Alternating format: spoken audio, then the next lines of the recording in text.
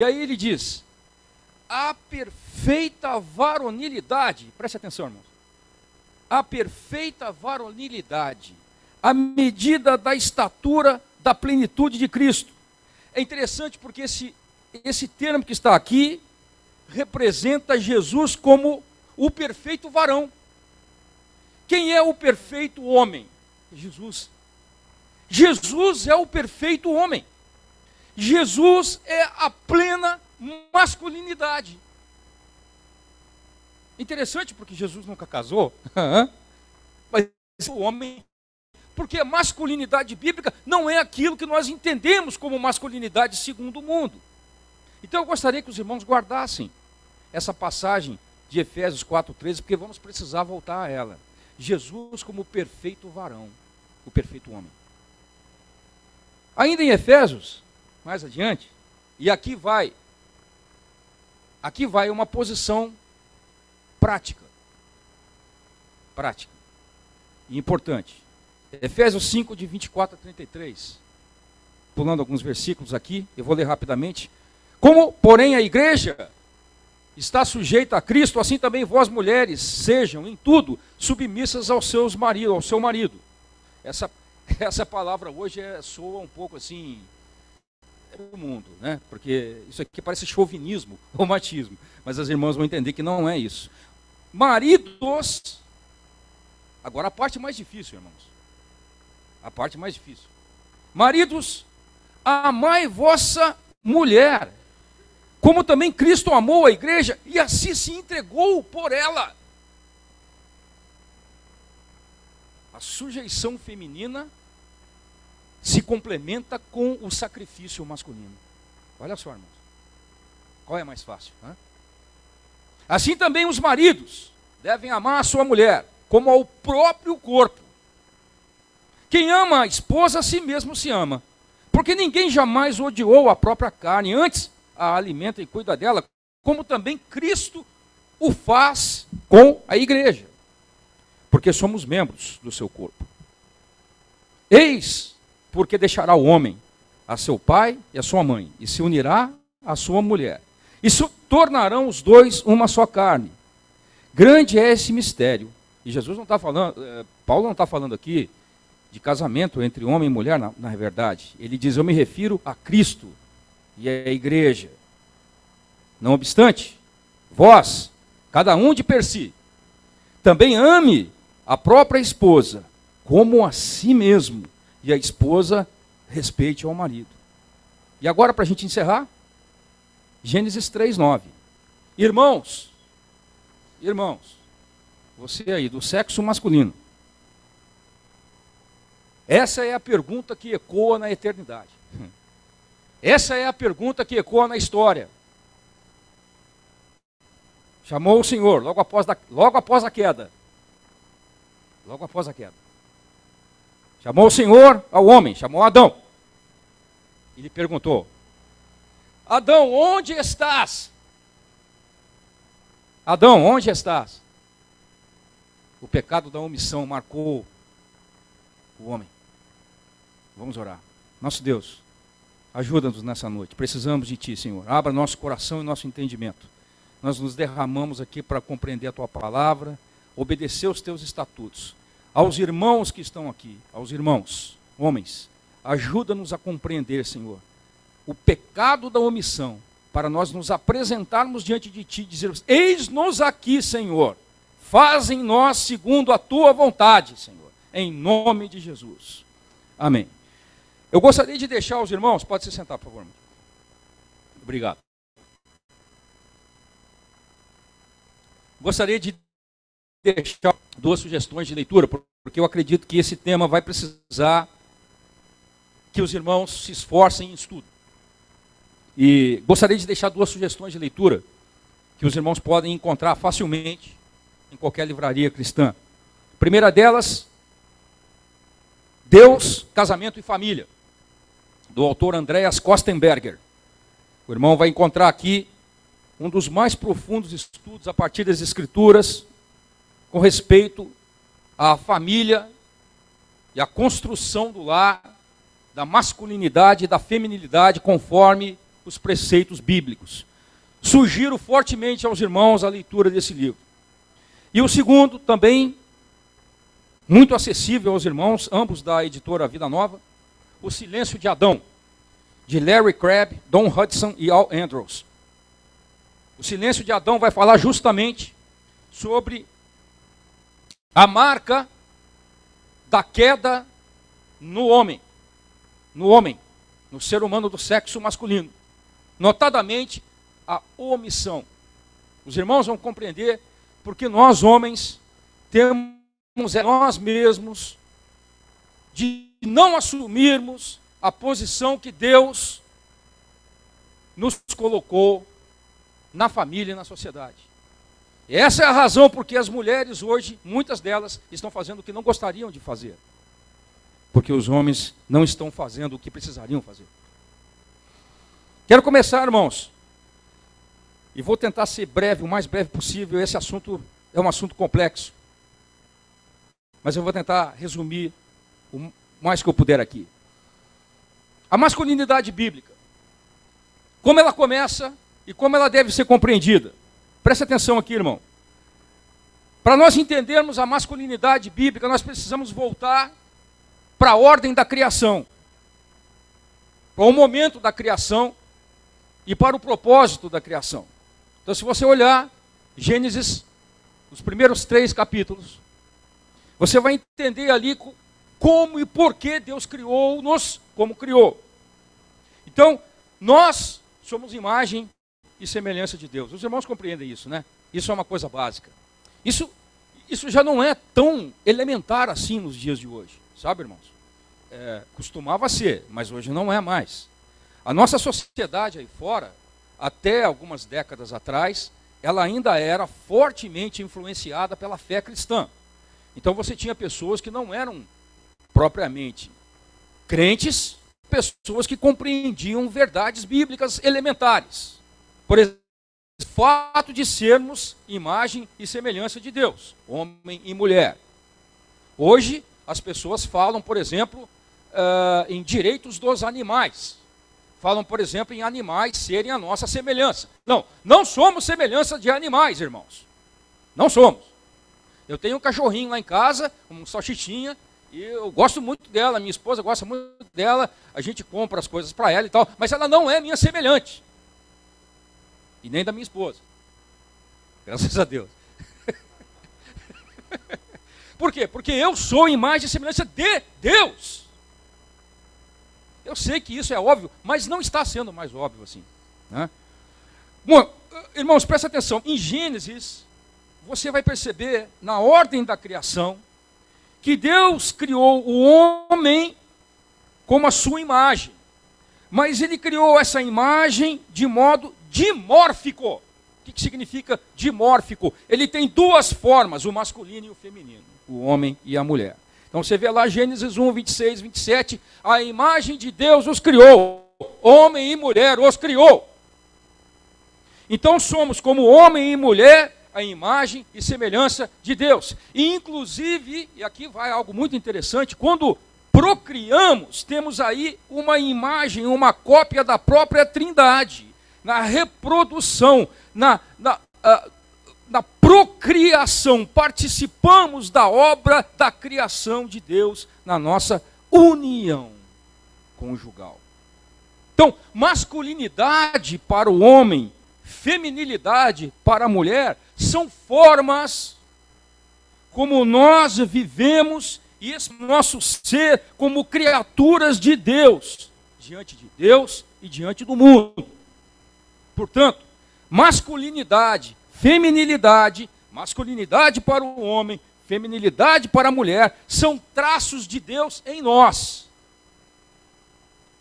Dizer isso hoje é correr riscos, não é? Você sair falando isso hoje, as pessoas vão te dizer, vão te chamar de homofóbico, chauvinista, machista, e uma série de coisas. Mas essa é uma verdade imutável. Essa é uma verdade bíblica. Seguindo adiante. E ainda na ordem da criação. Para nós compreendermos a masculinidade e o papel do homem, e também o da mulher, Nós precisamos entender uma coisa, irmãos, básica, elementar. É que Deus criou homem e mulher para exercer na terra um governo que representa a Deus aqui, um governo representativo. E você pode entender um pouco disso olhando o Salmo, capítulo 8, dos versículos 6 a 9. Então, Deus é Senhor de todo o universo. A terra é de Deus e toda a sua plenitude. A terra não é nossa. Os irmãos entendem isso? A terra não é nossa. Mas Deus nos colocou aqui para representarmos o seu governo como servos, como mordomos de Deus aqui na terra. Então, como nós vemos no Gênesis, nós dominamos e cuidamos, dominamos e cuidamos, dominamos e cuidamos. É assim que deveria ser. Por quê? Porque Deus assim ordenou. Para quê? Para a glória de Deus. Eu não domino sobre a terra para a minha glória. Deveria ser assim, para a glória de Deus. Porque a terra é do Senhor e toda a sua plenitude. Por que Deus levantou a sua imagem na terra? O homem e a mulher. Por quê? É interessante. Se você olhar, talvez você tenha visto alguns filmes antigos, de reinos e impérios antigos, onde um determinado rei conquista uma determinada terra e anexa essa terra ao seu império. Aí é curioso que quando um rei antigo fazia isso, um imperador antigo fazia isso, ele conquistava aquela terra e levantava a imagem dele ali, uma estátua dele ali. Você já viu isso nos filmes? Por que ele levantava a sua imagem ali? Porque com aquela imagem, ele queria dizer, isso aqui é meu, isso aqui é meu. Quando Deus levanta o homem na terra, a sua imagem e semelhança, Ele está dizendo, isso aqui é meu, não é nosso. Irmãos, soberania de Deus, aqui na terra. A realidade sexual, irmãos, que Deus colocou sobre nós. Nós somos seres sexuados. Sexo não é pecado, sexo é de Deus. Não foi o diabo que inventou o sexo, foi Deus. É verdade que o diabo o perverteu quando fez o homem cair, é verdade. Mas a realidade sexual existe porque com ela nós procriamos. A procriação está ligada ao sexo. Está ligada ao sexo. Embora hoje a gente tenha conseguido mudar essas coisas, né? Hoje é possível procriar sem fazer sexo, fazer sexo sem procriar, não é? Os homens conseguiram fazer isso hoje, mas no início não era assim, não. A procriação estava ligada à ideia de você gerar semelhança. Você participa da obra da criação. Assim, irmãos, a família que nós cantamos aqui, ela cumpre um papel fundamental dentro da visão de Deus para o homem e para a mulher. Eu passei muitos anos na igreja, crente, sem entender isso. Tanto que casei tarde.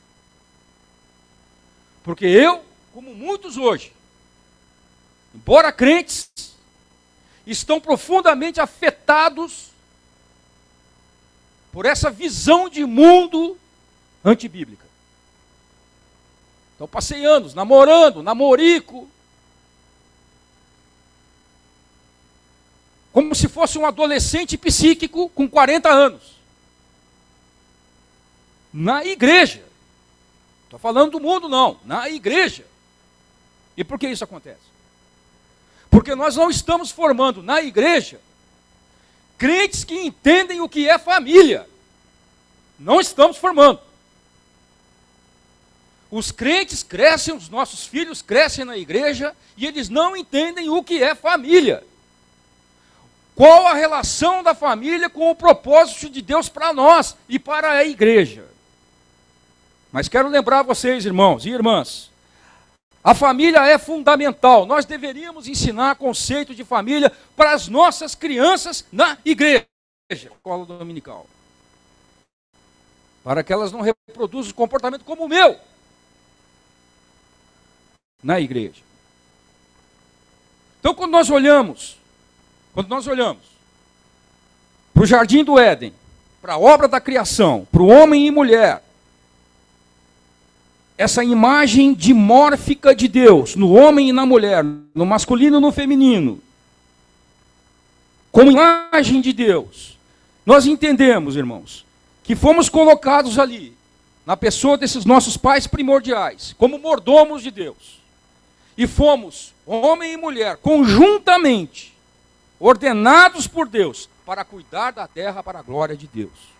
Vejam que ali existe, no Éden, um conceito de jardim. Se você tem jardim na sua casa, você entende bem como é que um jardim sobrevive, não é? O jardim precisa de cuidado constante. O jardim precisa ser adubado, regado, podado constantemente. E justamente porque há essa incumbência de Deus, para que nós atuemos sobre a criação dele, sobre a natureza, foi necessário que Deus dividisse os papéis de homem e mulher. Aqui vem o problema. Aqui vem o problema. Aqui vem o nosso problema com o mundo hoje. Com as coisas como estão sendo ensinadas hoje.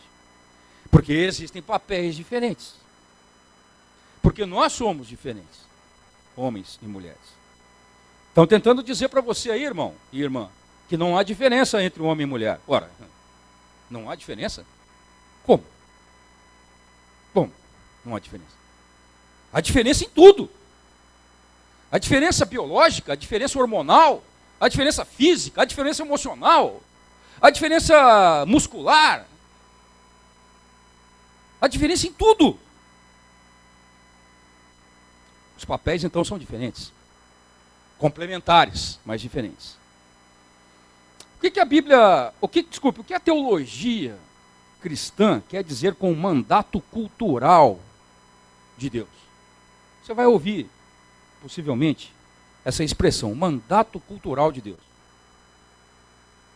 Mandato cultural de Deus é essa ordem que Deus colocou sobre o homem e sobre a mulher, para dominar e cuidar do jardim da criação. Fazendo isso como família. Como família. Percebam que a bênção que está sobre Abraão mais adiante é para que ele abençoe as famílias da terra. Em ti serão benditas as famílias da terra. Então, exercemos como homem e como mulher, segundo a divisão de papéis, sobre a qual eu vou falar com os irmãos agora, o nosso dever, o nosso mandato cultural, de manifestar os sinais do reino de Deus aqui na terra. Irmãos, quais são os papéis distintos de homem e de mulher? Agora preste atenção. Vejam como nós não temos prestado a devida atenção, principalmente os homens, sobre o que é ser verdadeiramente homem, segundo os parâmetros bíblicos. Muitas pessoas hoje, vocês vão ouvir isso com muita frequência, acusam a tradição judaico-cristã de ser patriarcal, de dominar sobre a mulher, oprimindo-a. Mas deixa eu dizer para vocês uma coisa, e vamos olhar para o exemplo de Israel, que é a nossa referência primeira. Se você olhar pelas escrituras e pela tradição judaica, você vai perceber uma coisa. A família em Israel não era uma família patriarcal. O que é patriarcal? A palavra arcos significa governo. Não era propriamente a ideia de um governo do pai ou do homem. A ideia da família, como Deus a estabeleceu, era uma família patricêntrica. O que significa isso? Significa que a família, conforme o plano de Deus, era centrada em cima das ordenanças morais sobre o homem. As ordenanças, as cobranças, os mandamentos, os estatutos de Deus pesavam sobre o homem. Portanto, ela era patricêntrica. As obrigações do homem na família em Israel eram muito maiores do que as obrigações da mulher. E o que se esperava do homem? Isso não era assim, ainda é assim em Israel, entre os judeus ortodoxos. Ora, esperava-se que o homem exercesse uma liderança em amor sacrificial, não uma liderança da força,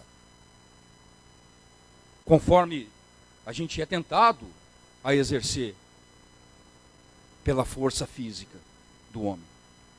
O homem sente essa tentação de exercer a sua força. O Senhor Jesus diz, Lucas 22, 26 e 27. Lembre-se, ele é o perfeito varão, certo? Jesus é o perfeito varão. Ele é o homem perfeito. Ele faz uma comparação. E ele diz para os discípulos, presta atenção.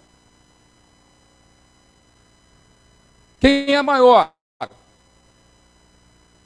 Quem está sentado à mesa ou quem está de pé servindo?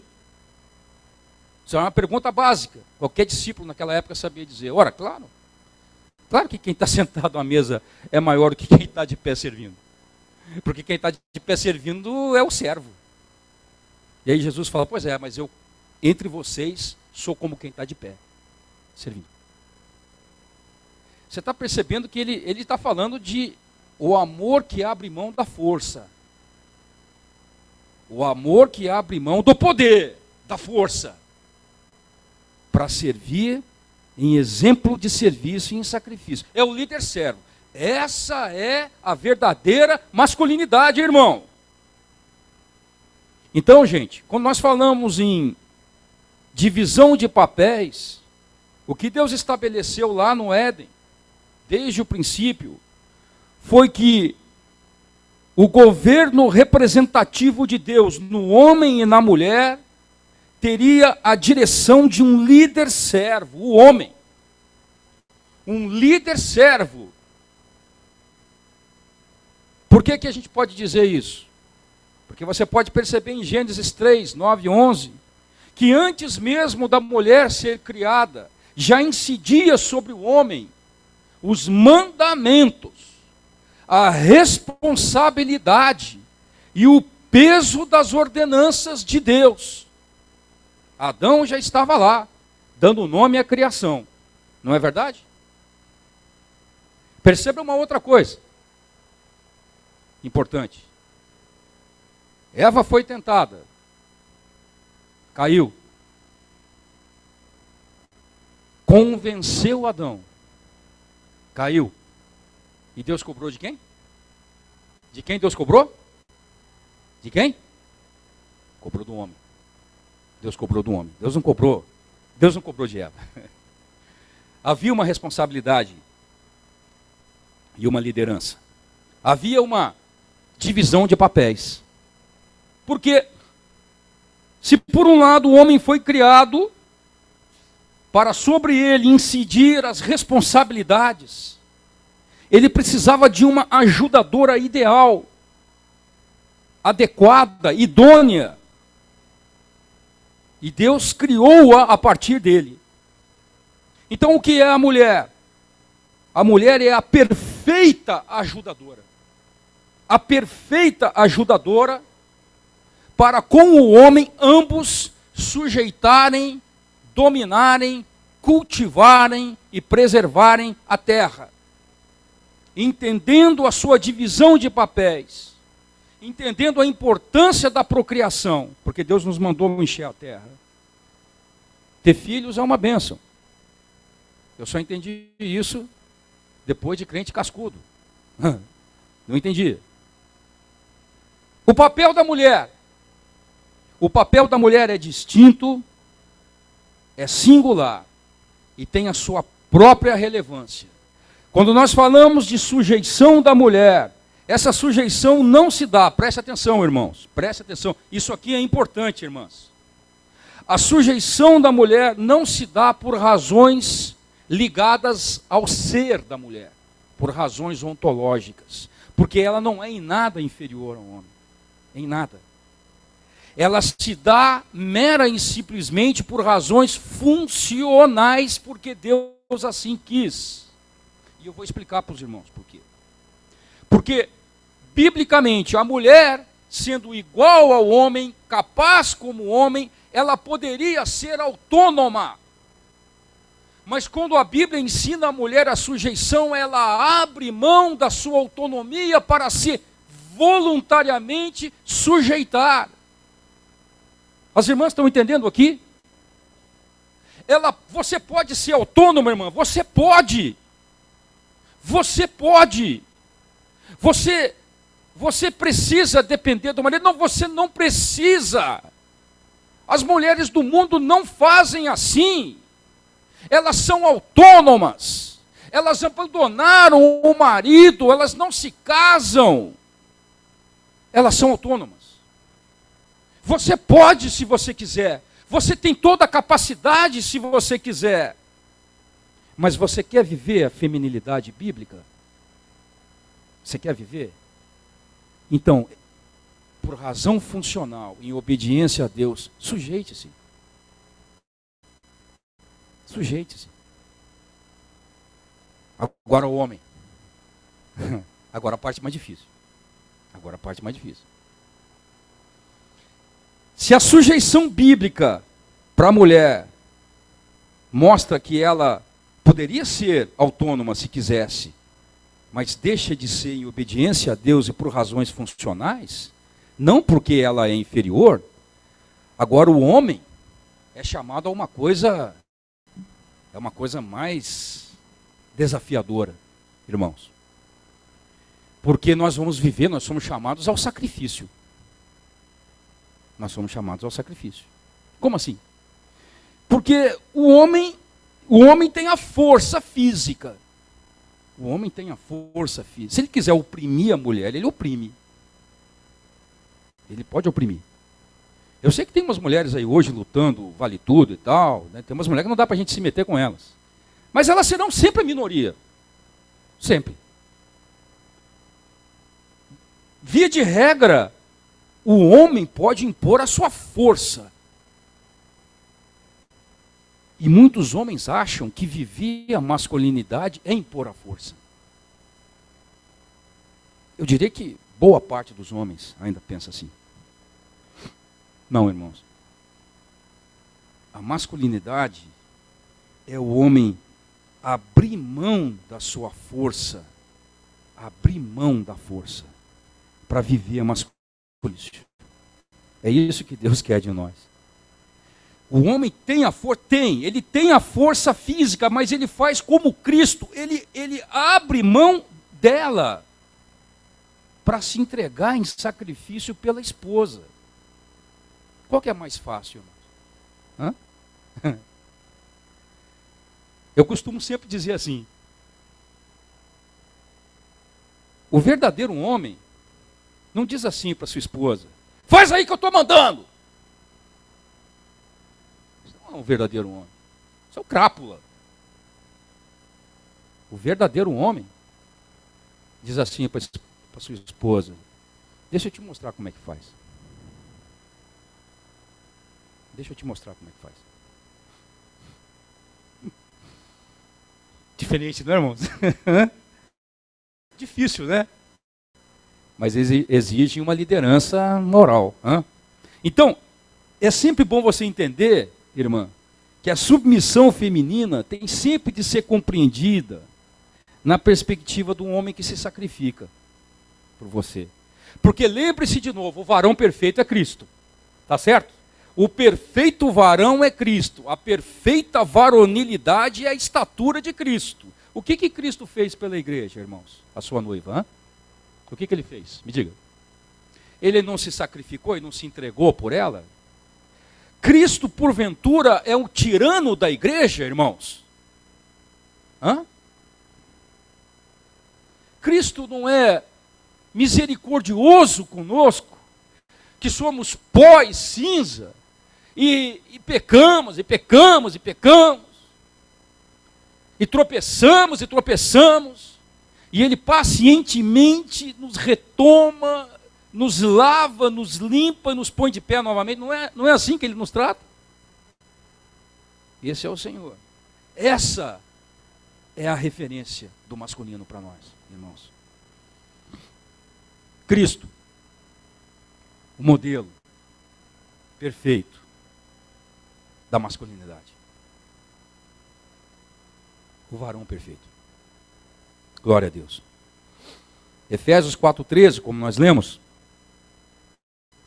vai mostrar o seguinte para nós.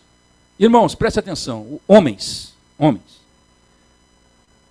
Nós somos chamados em Cristo a partir dessa visão do varão perfeito, que nós somos mais fortes.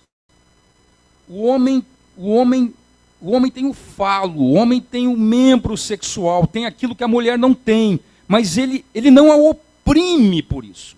Ele não a oprime por aquilo que ele tem e ela não tem, por aquilo que ele pode e ela não pode, porque ele não é mais que ela. O homem não é mais que ela. Então ele não deve sujeitar a mulher pela força, ele deve amá-la.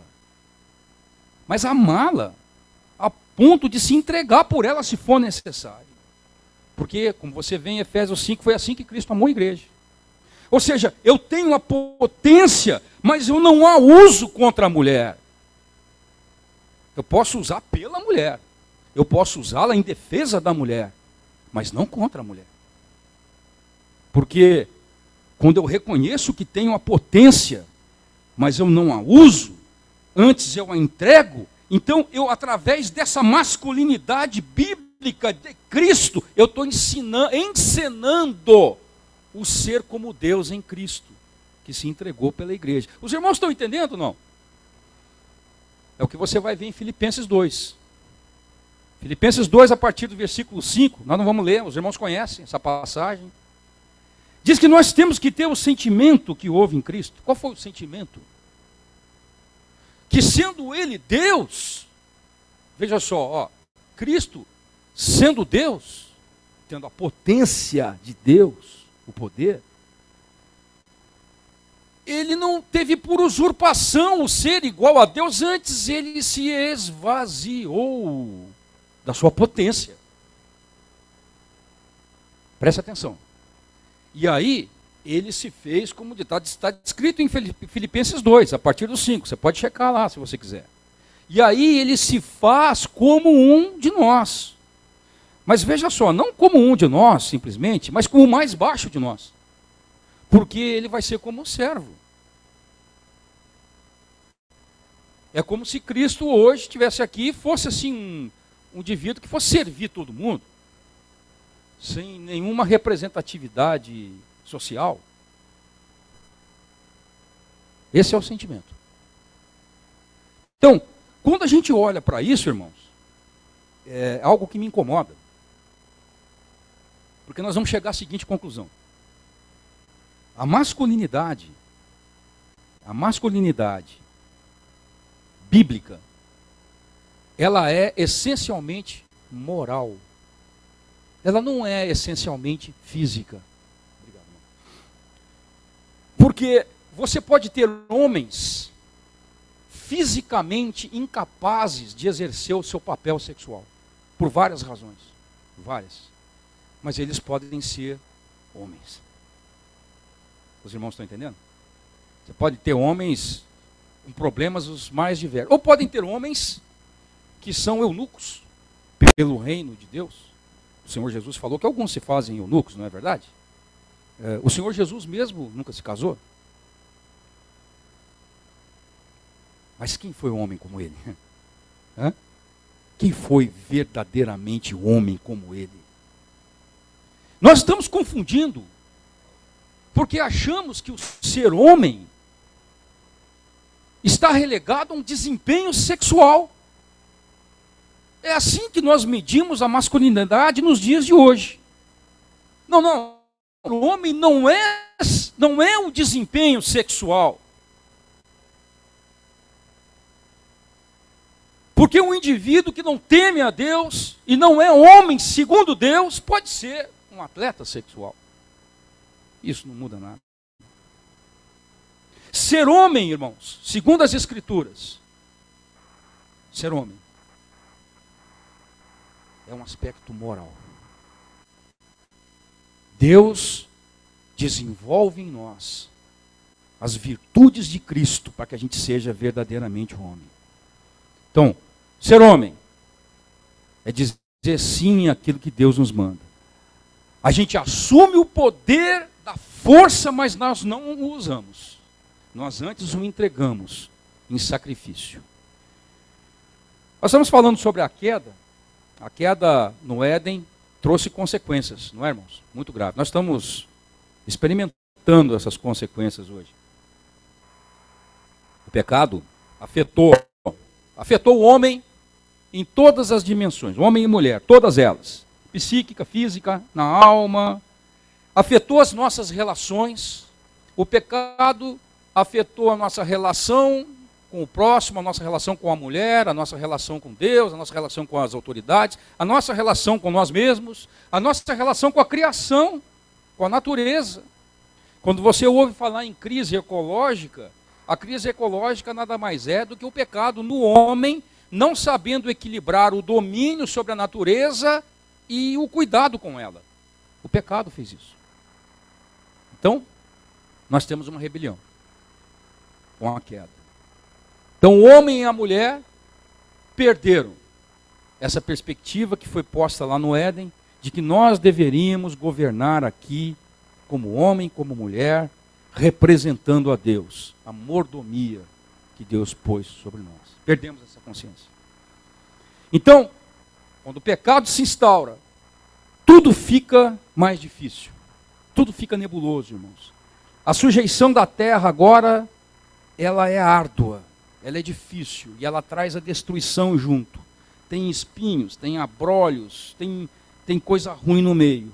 A procriação agora se tornou dolorosa, difícil. Nós perdemos a nossa comunhão com Deus no pecado. E nós começamos, agora como homem e mulher, nós começamos um conflito relacional. Então existe essa transferência de culpa que você vê lá no Éden. E que até hoje se demonstra nas nossas relações. Quando o Senhor chega para Adão e cobra dele o que aconteceu, você lembra o que ele fez? Adão fala assim, foi essa mulher aí que tu me deste. E aí o Senhor vai para a mulher e fala, foi essa serpente aí que o Senhor criou. A transferência de culpa, até hoje é assim. Porque nós temos uma dificuldade imensa de assumir a culpa. Assumir a culpa, irmãos.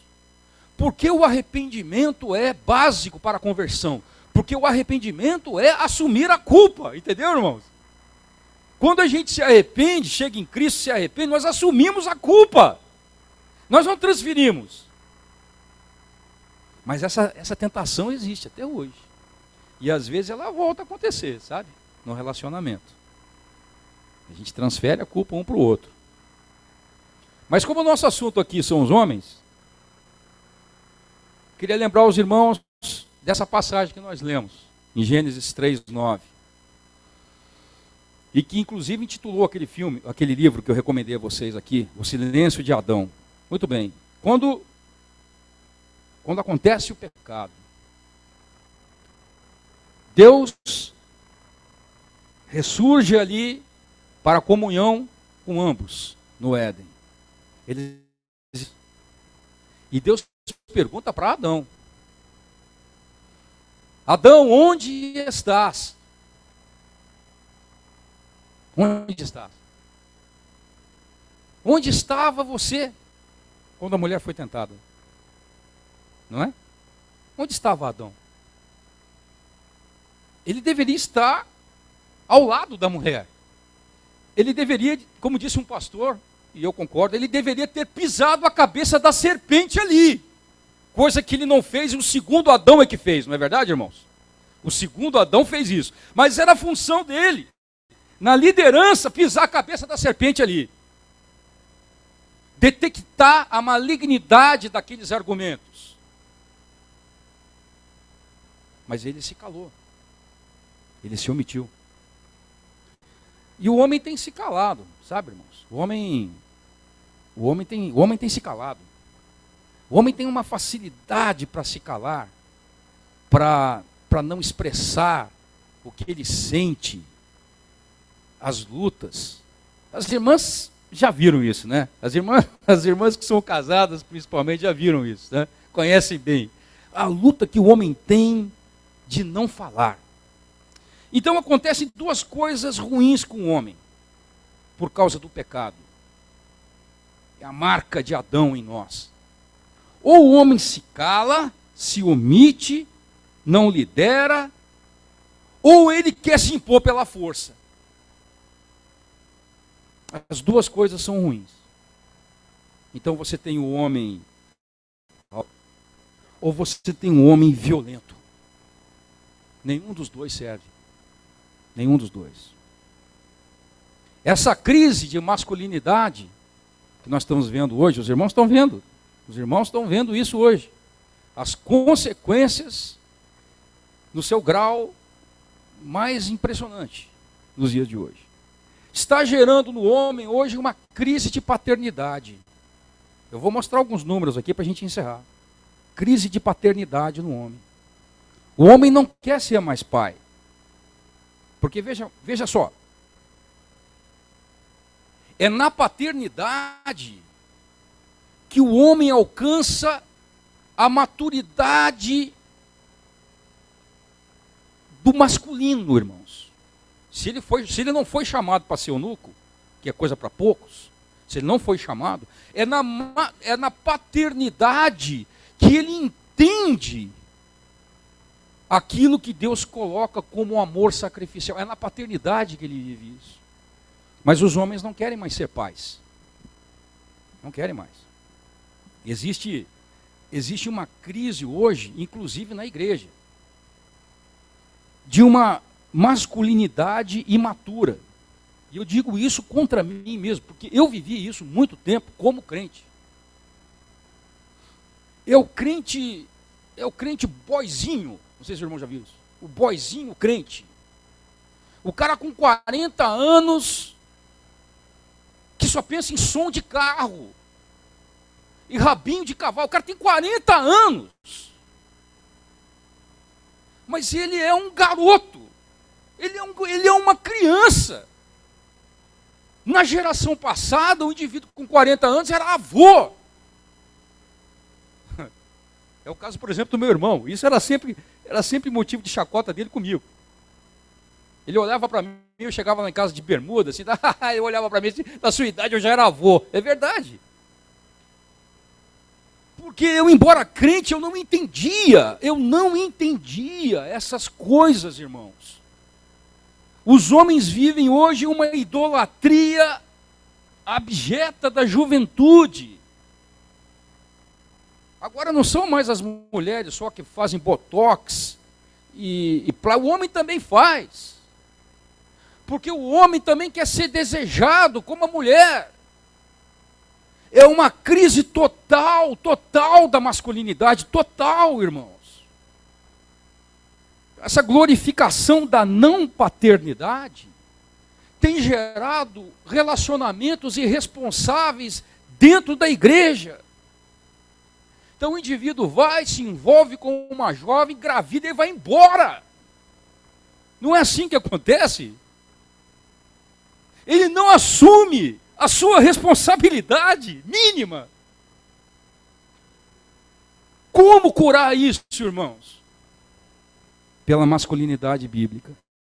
Se nós não entendermos isso, nós não vamos conseguir resolver esse problema, irmãos. Então acontece o que nós temos visto hoje. Agora nós estamos vendo isso em escala social. Antigamente, duas gerações atrás, era um problema aqui, outro problema ali. Não, agora esse problema tomou conta da sociedade, em escala gigantesca.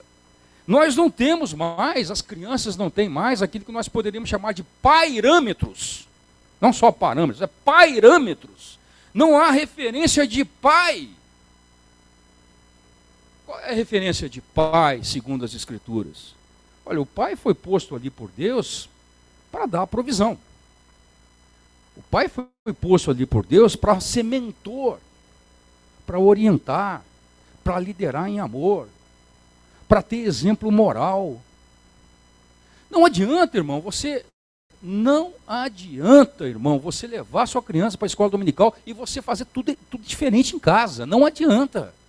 Porque o exemplo é a maior ferramenta que há de ensino no mundo. Você leva ela para a escola dominical, ela aprende, chega em casa, você destrói tudo. Porque o menino, a menina precisam de pairâmetros, precisa de um parâmetro de pai. Mas o pai também foi posto por proteção. Não é a mulher que foi posta para proteção, foi o pai, foi o homem. Deus colocou 1/3 a mais de volume para isso também. E essa proteção, ela pode ser interna ou pode ser externa. Então, internamente, essa proteção diz respeito à disciplina que você põe em casa. Porque a disciplina protege. A disciplina protege contra a estultícia, contra a burrice, contra a ignorância que se insurge contra Deus. Então você, quando estabelece disciplina, você está protegendo aqueles que estão sobre você. E a proteção externa é contra qualquer outra forma de agressão.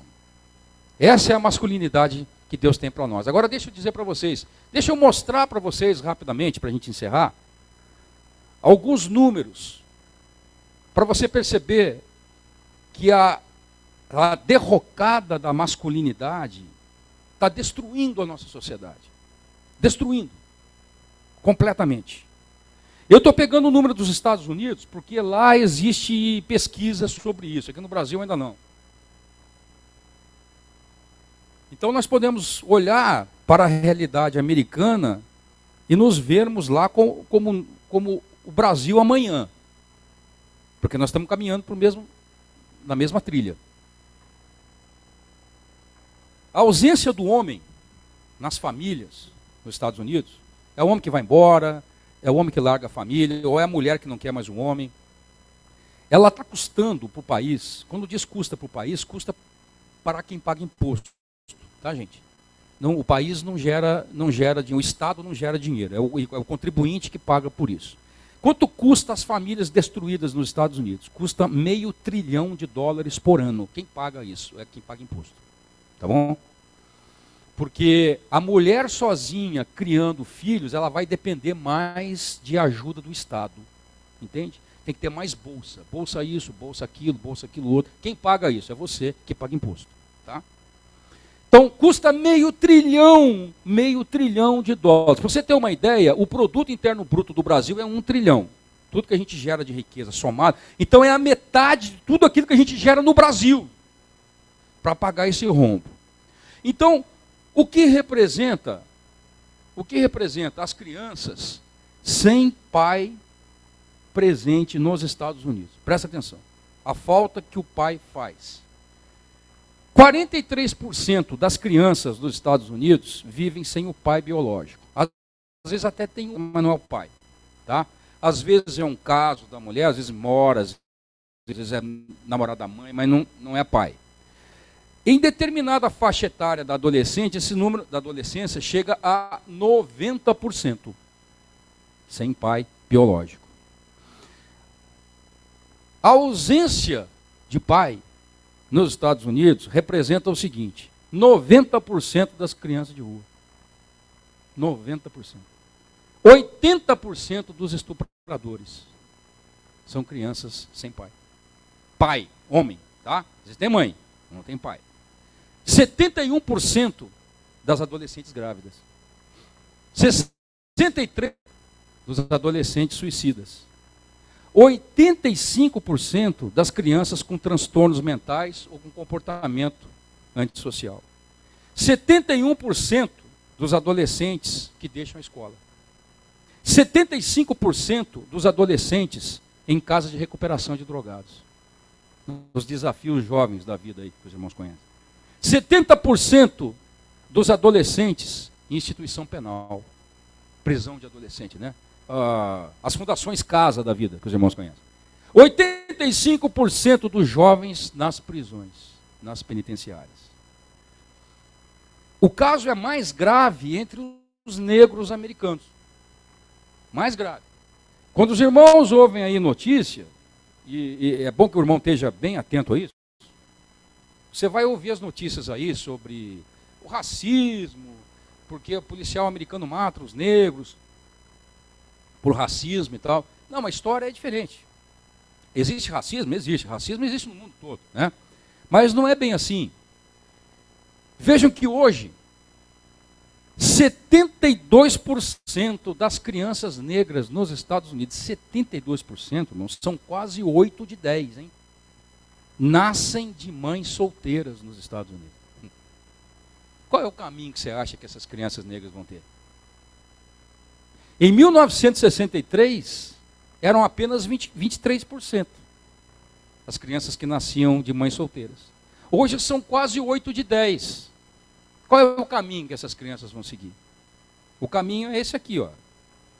Embora os negros nos Estados Unidos sejam simplesmente 13% da população, eles cometeram 52% dos crimes entre 1980 e 2008. Quase 40% dos homicídios. Não é porque são negros. É porque estão sendo destruídos como família. Não tem pai. Não tem pai. E nos anos 90, tiveram uma ideia fantástica. Uma ideia fantástica, lá nos Estados Unidos. O marido dessa que está sendo candidata agora aí, Hillary Clinton, marido dela, que foi presidente dos Estados Unidos, ele inventou uma bolsa família para toda mulher negra americana, mãe solteira. Aí é que veio filho mesmo, né? Vocês estão vendo que esse negócio não funciona, gente? Ele só funciona se você quiser amarrar as pessoas ao Estado. Aí sim. Mas não funciona moralmente, não funciona. Eu quero concluir dizendo o seguinte, e aqui vai um recado para os irmãos. Para os irmãos. A crise na família que nós estamos vendo hoje, ela é substancialmente uma crise do masculino, irmãos. Ela é uma crise do masculino. Se nós quisermos restaurar, em alguma medida, a família, eu sei que isso é o que a maior parte dos irmãos quer. Não é verdade? A maior parte dos irmãos aqui está sendo valorizada, não quer?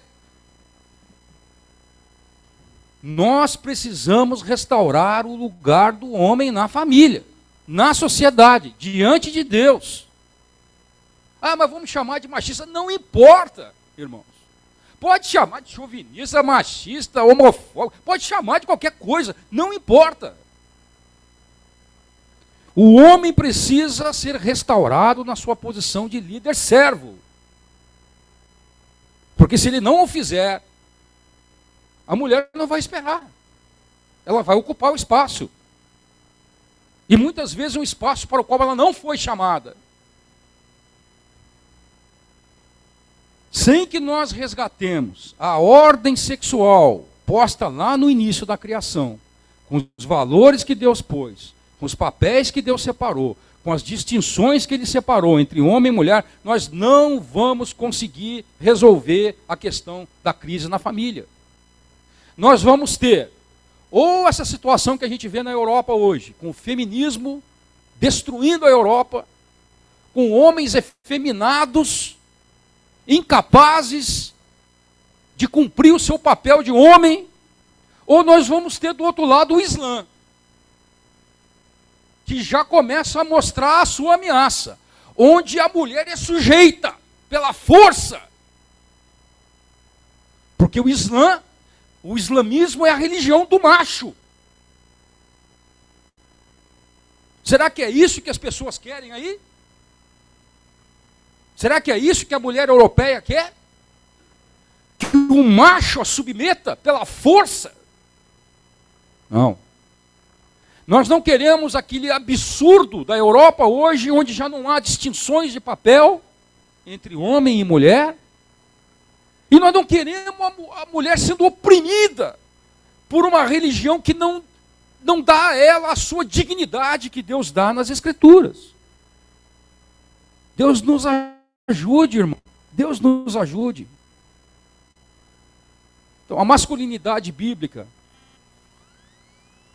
queria que os irmãos se lembrassem disso. Masculinidade bíblica é um aspecto, irmãos.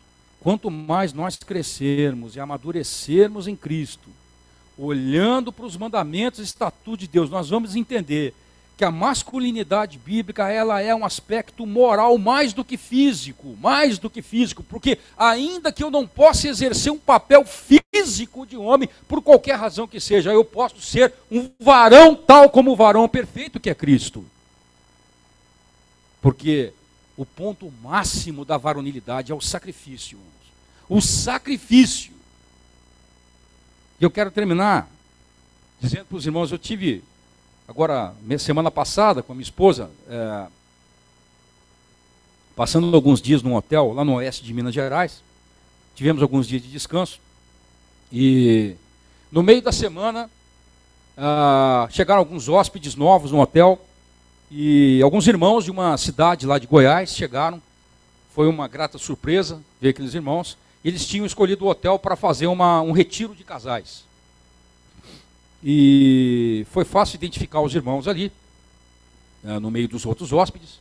E eu e minha esposa nos identificamos e pedimos para participar de uma das reuniões. E nós participamos daquela reunião de casais, que durou alguns dias. E o que eu vi ali é basicamente o que eu tenho visto nas igrejas de forma geral, com respeito aos desafios que nós temos como família hoje, como mulheres e homens de Deus. Nós temos tratado dos problemas ligados à família, ligados ao masculino e ao feminino, aos filhos, de forma pontual. Esse probleminha aqui, aquele probleminha ali, aquele outro probleminha, a omissão do homem aqui, ou aquele problema da insujeição da mulher ali. Mas eu queria dizer para os irmãos, nós não conseguiremos ir muito longe se nós não olharmos para esse problema como um todo, irmãos. Nós não olharmos para a ordem da criação no Gênesis, entendermos os papéis, entendermos o que Deus tem para nós lá. É assim que nós temos que enfrentar esse problema. Nós temos que fazer do tema família, do tema masculinidade, feminilidade bíblica, tema para ser abordado desde cedo com as crianças. As crianças têm que crescer na nossa igreja, entendendo o valor da família. Não desejando casar aos 40 anos, como eu fiz. Porque isso não é a proposta de Deus, não é essa. A proposta de Deus não é essa. Porque um homem vai querer viver, ou uma mulher vai querer viver o tempo mais fértil e pujante da sua vida sozinho. Por quê? Debaixo de uma sociedade altamente erotizada. Por quê? O que ele vai fazer? Coisa boa ele não vai fazer. Coisa boa eu não fiz. Estou confessando para os irmãos, coisa boa eu não fiz. Porque eu não entendia. Então é preciso, eu não entendia. Muitas vezes sabia que estava pecando, mas não entendia. Então nós precisamos ensinar as crianças. As crianças, os adolescentes na nossa igreja precisam crescer aprendendo o que é masculinidade, feminilidade bíblica, projeto de Deus para nós. E Deus queira que elas aprendam aqui e reaprendam em casa. Porque se elas aprenderem aqui e desaprenderem em casa, dura coisa será para nós. Dura coisa. Eu quero agradecer aos irmãos por essa noite, por esse tempo juntos. Quero deixar aqui esse material que nós usamos aqui como base para a nossa reflexão, caso você queira continuar essa pesquisa. Pedindo ao Senhor que abençoe essa congregação, aos irmãos que estão aqui, já que o nosso recado especialmente é para os homens, para que os irmãos possam crescer no Senhor, aprendendo mais e mais sobre o desafio de ser homem diante de Deus. Deus nos abençoe ricamente. Amém. Obrigado.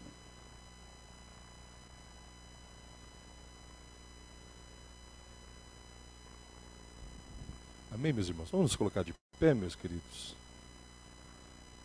Nessas quintas-feiras, irmãos, nós fomos desafiados por Deus.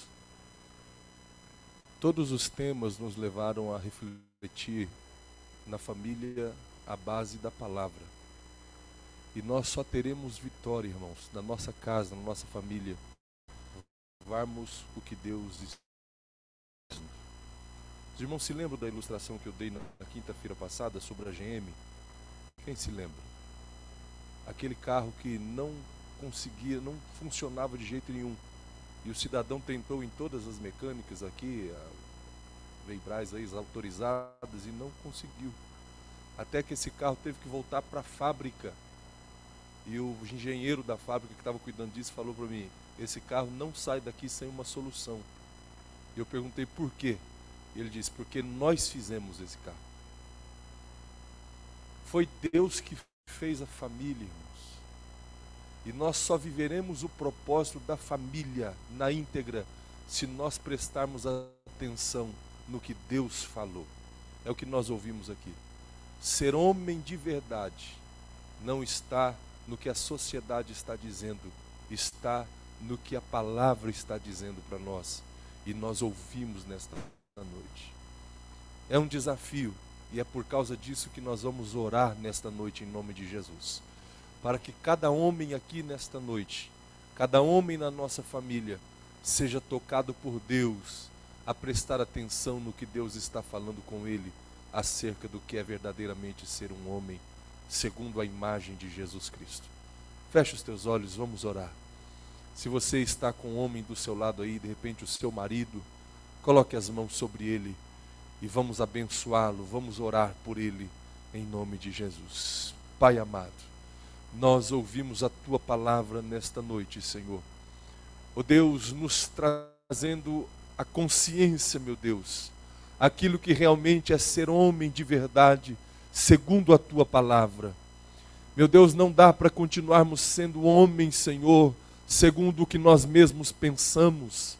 Não dá para continuar a sermos homens segundo o que a sociedade está ditando, seja através do governo, seja através de novelas, seja através de tantas outras coisas. Meu Deus, mas a vitória verdadeira, a nossa realização, a nossa felicidade está, Senhor, em sermos homens segundo a tua palavra, meu Deus. E foi isso que ouvimos e nisto nós fomos desafiados nesta noite. Olharmos para Cristo e termos em Cristo o modelo, Senhor, de homem de verdade, que vai olhar para a mulher como mulher, vai olhar para os filhos como filhos, que vai olhar para Deus como um Criador, como um Pai. Por isso eu quero clamar ao Senhor nesta noite de quinta-feira uma bênção especial sobre a vida dos homens que estão aqui nesta noite, daqueles homens que estão nos assistindo pela internet, ó Pai. Ó Deus, em nome de Jesus, nos conduza por este caminho, Senhor, de viver realmente a masculinidade e que a nossa família seja abençoada pela nossa obediência à Tua palavra.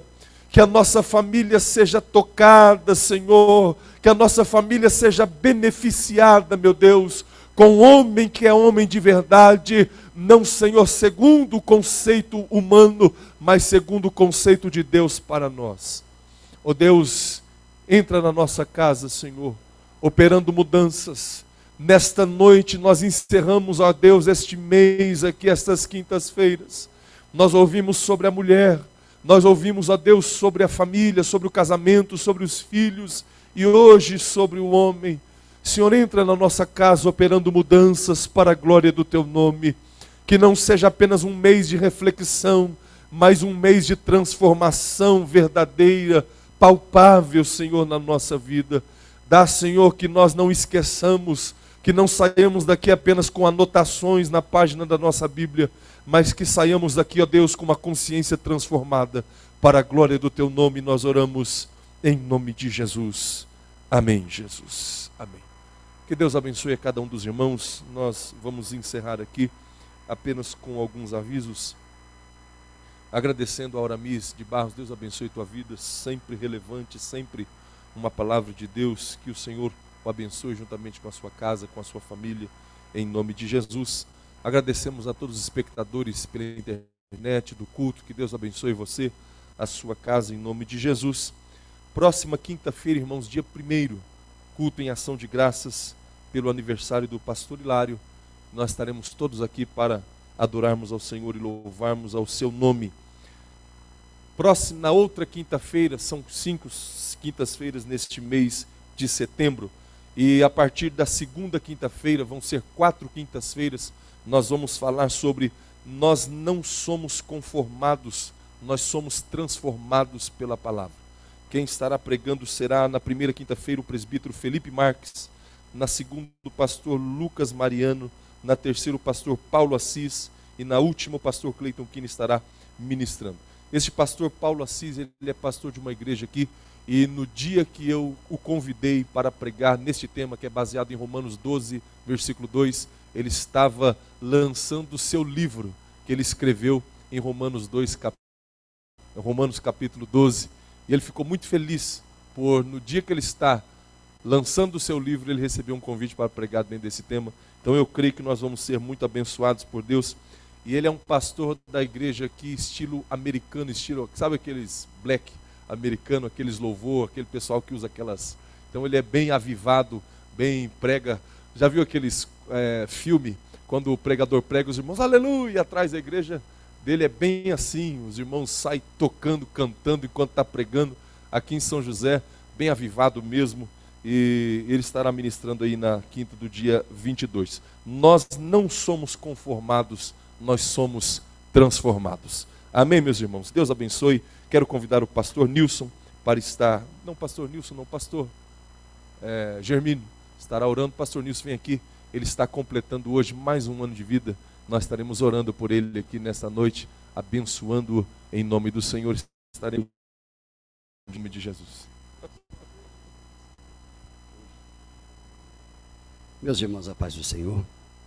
Vamos estender as mãos para o servo do Senhor e abençoá-los nesta noite. Querido Pai, neste momento, ó Deus, diante da Tua presença gloriosa, nós estamos aqui orando em favor do pastor Nilson, ó Deus. Que neste dia ele completa mais um ano de vida, ó Pai. Deus amado, sabemos que o Senhor tem guardado o Teu filho nesta terra até esta data, Senhor. Continua guardando, ó Deus, continua abençoando-os, dando a Tua bênção, a Tua graça, a Tua paz e a Tua unção. Abençoa a sua casa, a sua família, ó Deus. Que os anos que o pastor Nilson ainda tiver nessa terra venham ser anos de paz, de alegria, de gozo, de vitória e de contentamento diante da Tua face, ó Pai. Nós oramos a Ti, pedimos a Tua bênção ao Teu filho, hoje e sempre, Pai, em nome de Jesus. Amém e amém.